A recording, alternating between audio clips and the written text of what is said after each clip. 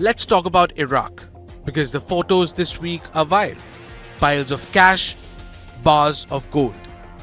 Iraq's new Prime Minister, Ali al-Zaidi, has launched what might be the biggest anti-corruption sweep the country has seen in years, and some of the details sound almost too strange to be real.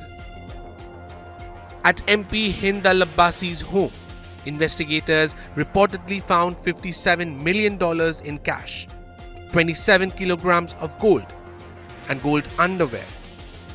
Another lawmaker, Aliana Seif, had roughly $15 million in cash at her house. And at the deputy oil minister's home, a man already under US Treasury sanctions, over $11 million in American currency was found hidden inside the walls. Not a safe, inside the walls.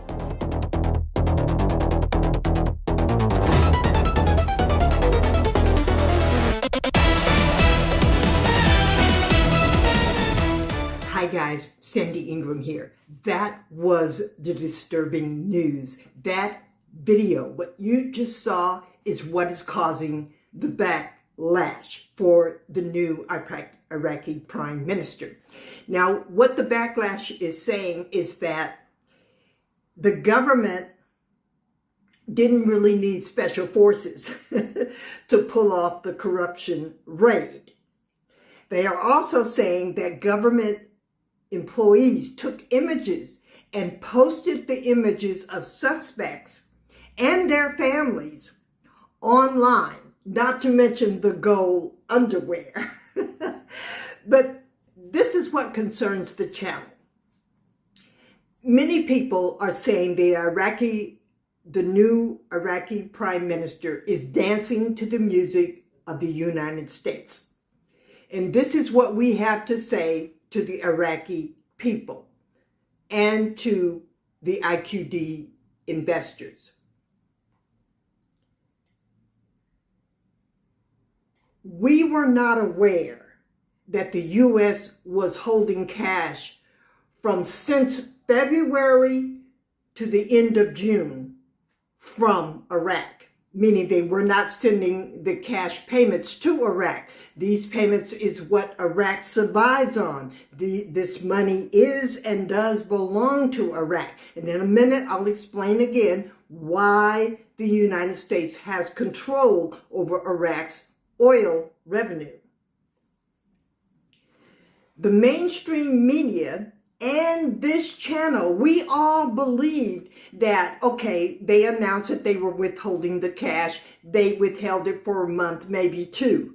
But none of us were aware, or at least this channel was not aware, and based upon the news frenzy, after the news came out, that they have been withholding the cash since February of this year, 2026, the major media didn't understand that fact either. So we were all kind of like in the dark. The major media was wrong, and so were we. The United States has been or had been withholding Iraq's cash since late the end of February. But here's the deal.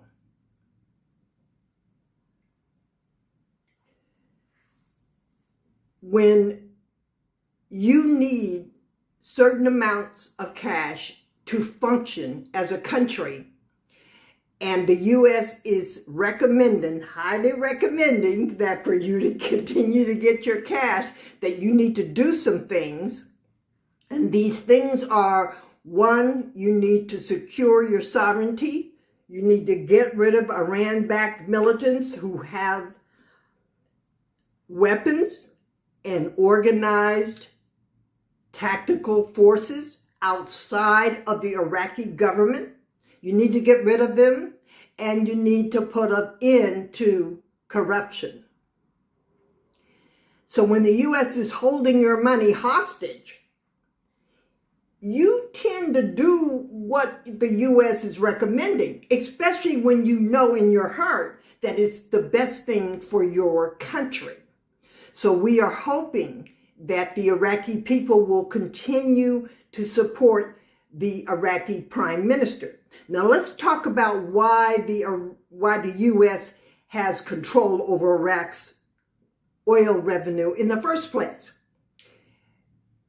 You, the Iraqi people, had a leader, a dictator, Saddam, who attacked another country. There may have been spiritual, and there may have been religious, and there may have even been physical reasons why Saddam did this. But to the world, it was a mistake. And the world showed up in Iraq to relieve you of Saddam's leadership. Now, we know that you did not appreciate that. And I understand that. And people on this channel, I believe, we understand that you didn't appreciate it. But here's the deal. The U.S. called other countries and asked them to participate in the invasion. And they said yes. There was a cost to each of these countries. There was a massive cost even to the United States. Now, after the conflict was over, all of these countries looked back and said, well, this little country is wealthy in oil revenue, and we want to recoup our costs for coming in and saving you, even though you didn't ask for our help. And the U.S. said, oh, no, you are not suing Iraq for your participation in relieving Iraq of its leadership or taking Saddam out of Kuwait and sitting him down and explaining to him that that was not a good thing. We don't know all the details, guys. We don't know all the details. I don't believe Saddam just went crazy and went and attacked Kuwait. There were some reasons behind what happened, and we may never be fully aware of those reasons. But here's the deal. The U.S. continues to say, on the down low, that we have control of your money because, one, we don't want you going out buying weapons, because it looks like some of you people in Iraq are still thinking and feeling like Saddam, and we don't want you to go out and buy weapons and hurt your neighbors. And two, as long as we, meaning the United States, has control over the oil revenue, nobody in this world is going to sue you or take your money. Okay? That's why the U.S., on the bottom line, there's a lot of technical, highfalutin explanations of why the U.S. has control over Iraq's oil revenue, but I'm giving you the bottom line. So what I want to say to you, to Iraqis and to IQD investors, corruption's got to go. And if embarrassing entire families with money hidden in the walls is the way to stop it, then so be it. We understand that politicians are shaking in their boots, not because necessarily they have been involved in corruption, but it is frightening for them to see their peers' images on the internet all over the world because they made a deal here and there. And then, of course, the gold underwear. We're all trying to figure out how to get gold underwear. Trust me. Guys, you have not seen anything until we figure out how to get gold underwear.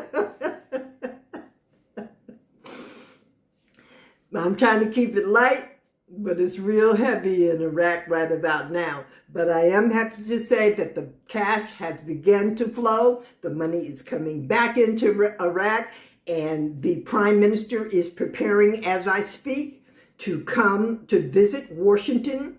And yes, he's got to do a little dance, but that's because he inherited a mess, guys. He inherited this mess, and he's doing, in my opinion, in the channel's opinion, the best that he can going forward. Over and out in Euro-Asia, Sandy Ingram, EduMatrix channel, verified news, IQD adjustment, currency adjustment.